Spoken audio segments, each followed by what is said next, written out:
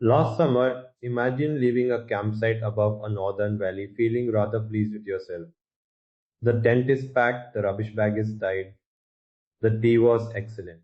Then, halfway down the road, you spot an orange guy line still waving beside the trail.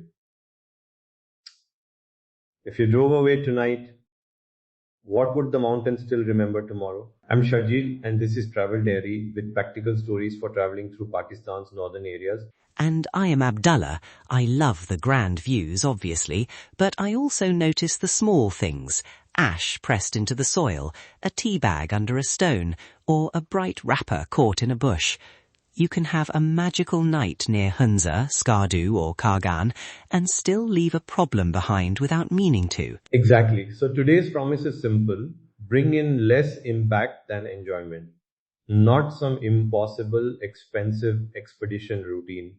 Just a few habits that work, whether you're hiking in, driving a mountain road, or spending one night at an established campsite. We can keep the hot meal, the warm layers, and the ridiculous amount of tea. The tea stays. I was about to object. Good. Because the first decision comes before the kettle. A compact stove is usually the sensible choice Because it's less romantic. less romantic perhaps, but usually safer and kinder to the ground. A stove uses a controlled amount of fuel, boils water quickly, and avoids leaving a black circle where plants may take years to recover. An open fire can be legal at one established site and completely prohibited a few kilometers away, so check the current rules, ask the site manager or local guide, and obey landowner instructions. Right, but if a campsite specifically permits a small fire, are you saying it is always wrong? No, permitted doesn't automatically mean advisable in every condition. If the ground is dry, the wind is lifting, or a fire ban is in force, don't light it.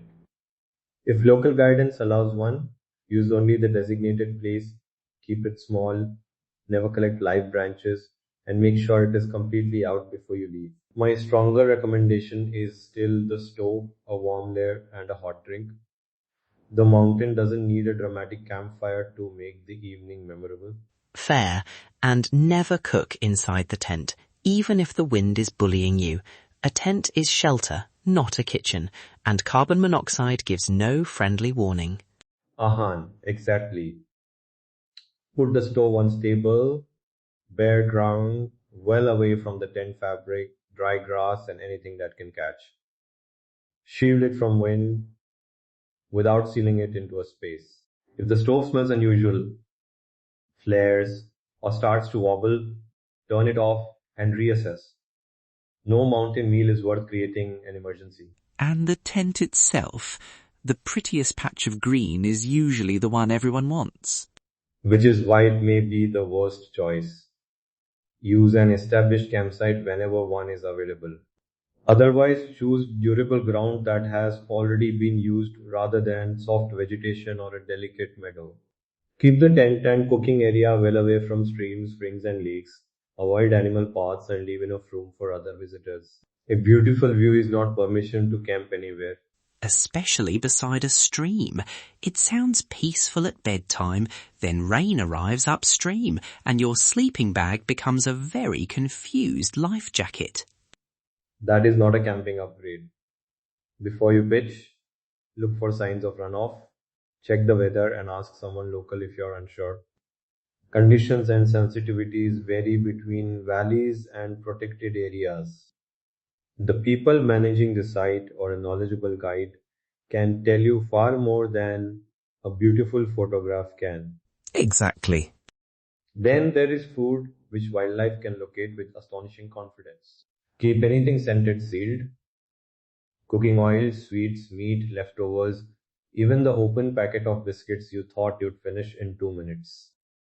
Put used wrappers and tea bags straight into a sealable waste bag. Don't leave pots open while you wander off for a photograph. And a food scrap doesn't become harmless just because it vanishes. An animal may learn that tents mean dinner, which is bad for the animal and rather alarming for the next camper. For washing up, follow local guidance first. Keep soap and dirty water away from streams, lakes, and springs. Use as little water as possible, strain out food particles where appropriate, and pack those particles out rather than scattering them. Only disperse small amounts of water on suitable ground if local rules permit it.